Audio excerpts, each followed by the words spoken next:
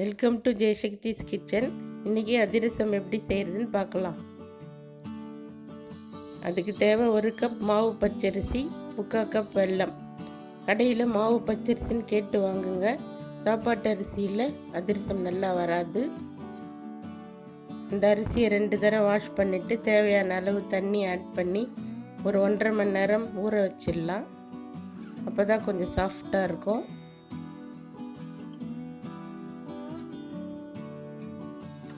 தண்ணியை வடிச்சிட்டு ஒரு துணி மேலே போட்டு 15 மினிட்ஸ் ஆற போடணும். அதை ஒரு மிக்சி ஜாரில் போட்டு நல்லா பொடியாக அரைச்சிக்கலாம். லேசாக ஈரப்பதம் இருக்கும் அரிசியில்.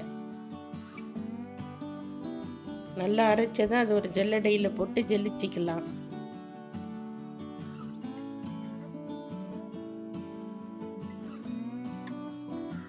அரைச்சி முடித்த உடனே மாவு இந்த அளவுக்கு ஒரு ஈரப்பதமாகவே இருக்கணும்.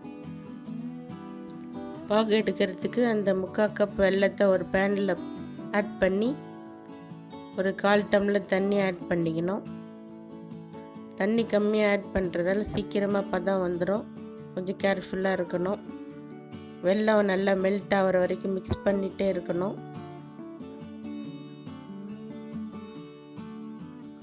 ஃபுல்லாக மெல்ட் ஆன அப்புறம் நம்ம ஃபில்டர் பண்ணிக்கலாம். நம்ம எந்த பாத்திரத்தில் பாகு எடுக்க போகிறோமோ அந்த பாத்திரத்துக்கு ஃபில்டர் பண்ணணும்.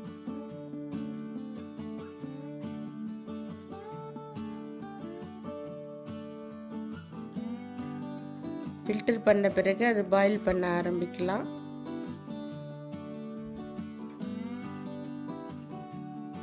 நல்லா மிக்ஸ் பண்ணிட்டே இருக்கணும். ஒரு பிளேட்டில் தண்ணி எடுத்து வச்சுக்கோங்க. அதில் கொஞ்சம் ஆட் பண்ணி பார்க்கணும். வெல்லம் ஓடாமல் அப்படியே நிற்கணும். அதுதான் கரெக்டான பதம். ரொம்ப உருட்டு பதம் வர தேவையில்ல. அப்பப்போ செக் பண்ணி பாருங்கள். இன்னும் கொஞ்சம் 2 மினிட்ஸ் வெயிட் பண்ணலாம். இன்னொரு தடவை கன்ஃபார்ம் பண்ணிக்கலாம். இந்த பாகு ஓடாமல் இருக்கணும். அதுதான் கரெக்டான பதம். இப்போ மாவு தூவ ஆரம்பிச்சிடலாம். மாவு ஆட் பண்ணி மிக்ஸ் பண்ணிகிட்டே இருங்க. அந்த ஃபுல் வெல்லமும் அந்த மாவு இழுக்கிற வரைக்கும் ஆட் பண்ணணும். அதிகமாக ஆட் பண்ணாலும் ரொம்ப கட்டி ஆகிடும், தட்ட வராது.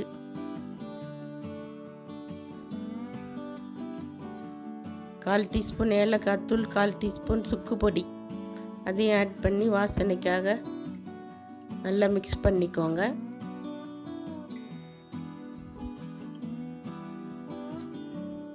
தேவையான அளவு மாவு ஆட் பண்ணி நல்லா மிக்ஸ் பண்ணணும்.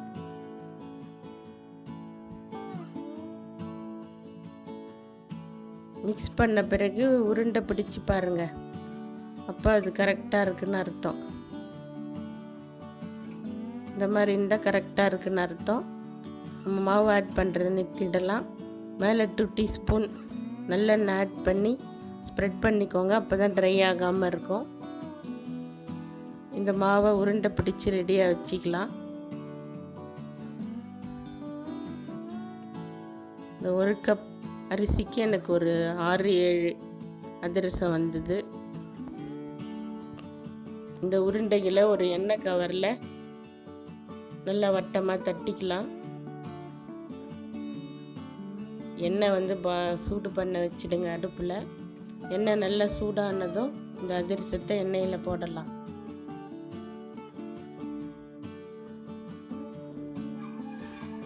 ரெண்டு பக்கமும் நல்லா செவக்கிற வரைக்கும் நல்லா பொரிச்சு எடுங்க.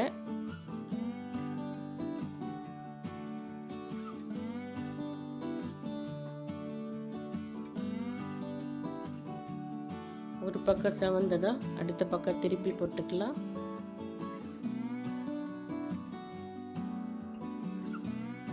அதிரசம் எடுத்த உடனே கொஞ்சம் ப்ரெஸ் பண்ணி எண்ணெயெல்லாம் எடுக்கணும்.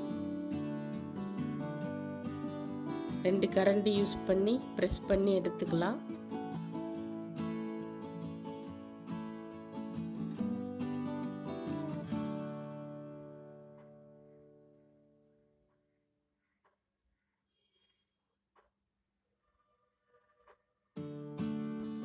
அடுத்த அதிரசத்தையும் அதே மாதிரி தட்டி போட்டுடலாம். நல்லா பூரி மாதிரி உப்பி வருது பாருங்கள். அப்போ தான் அந்த மேல் லேயர் தனியாகவும் உள்ள மாவு தனியாகவும் சாஃப்டான அதிரசம் கிடைக்கும். பாகுப்பதம் கரெக்டாக இருந்தால் தான் அது மாதிரி வரும்.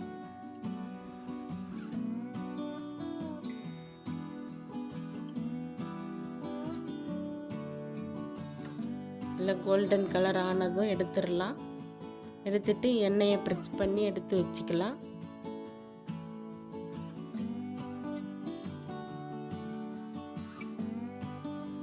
இதே மாதிரி எல்லா மாவையும் செஞ்சுக்கோங்க.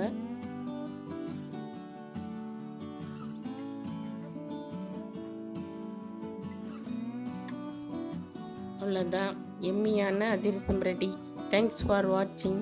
Please share and subscribe our channel.